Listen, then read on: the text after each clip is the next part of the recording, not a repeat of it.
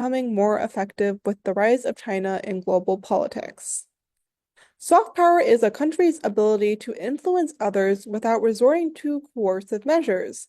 Soft power is spread through popular culture, media, foreign assistance, and other ways of fostering good or better impressions of a country. However, it has limitations as it depends on the receptiveness of the people as well as the government to what is being given or shown. This is shown through how the American public has been more receptive to Japan's soft power tactics rather than China's, which can be attributed to many reasons, such as perceived influence from the Chinese government and other pre-existing sentiments.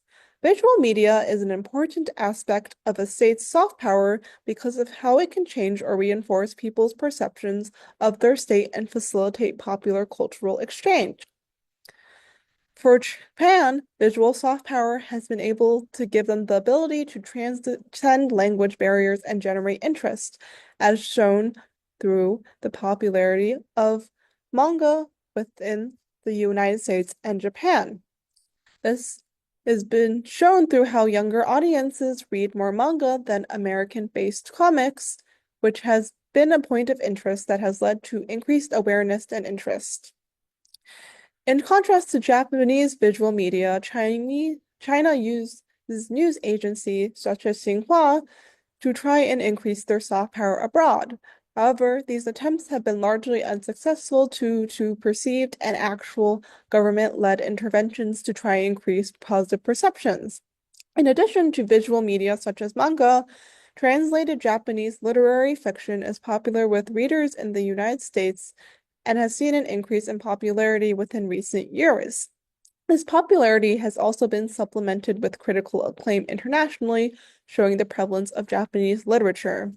Similar to news media, literature has not had the same effect with American audiences, even though many Chinese authors have gained international recognition for their work.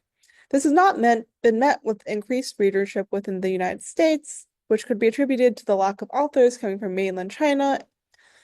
Popular culture can also help with shaping a state's image to international audience that may be unfamiliar with the state and facilitate cultural exchange with other countries.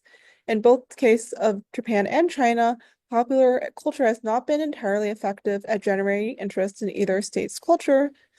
For example, Sanrio is one of the most famous example of Japanese popular culture, with its characters being popular within and outside Japan. However, all these brands have been helpful at cultivating soft power. There is a disconnect between the brand and the country of origin. Similarly, Pop Mart has popularity due to its characters with domestic and international audiences, but the soft power isn't able to be harnessed effectively due to the distance between the brand and the country of origin. In addition, this popularity mostly with members of the diaspora.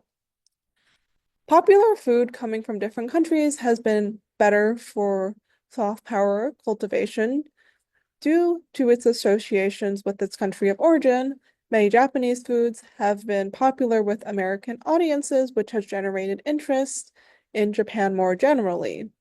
However, this has also generated more interest in food and Asian culture rather than for any Pacific Asian country, as in the case of China, where more interest in Chinese food has led to increases in interest in Chinese culture, but has also led to increased interest in East Asia more generally. Cultural diplomacy is another important aspect of soft power as it involves the promotion of culture as a way to generate interest in their country and facilitate more positive opinions. Although both the Japanese and Chinese governments are involved with cultural production, the Chinese government is seen to be more involved at attempts to increase soft power. For example, Cool Japan is run by the Japanese Ministry of Foreign Affairs to help with nation branding efforts that encompass a variety of aspects within Japanese culture and lifestyle. By doing so, the government is able to create more recognition for Japan and what it has to offer to tourists. The JET program is also another example of cultural diplomacy between Japan and the US through teaching within various places of Japan. This program helps with facilitating cultural diplomacy as teachers who are Americans are able to learn more about the country through their teaching experiences. For China, cultural diplomacy is seen most through traditional practices and holidays. Sharing cultural practices with a foreign audience has been more effective at increasing Chinese soft power as there is less perceived influence from the government due to the historical background it comes from. Furthermore, cultural diplomacy often occurs through the diaspora, which can lead to more positive feelings as there is less perceived influence from the state itself, which also extends to other traditional products such as art and calligraphy, which can help with generating a more holistic version of history and positive knowledge of China.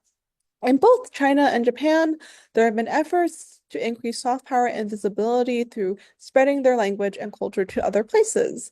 The teaching of language and culture more generally is helpful at increasing soft power due to having an increased understanding of what other countries are and which could lead to more positive opinions.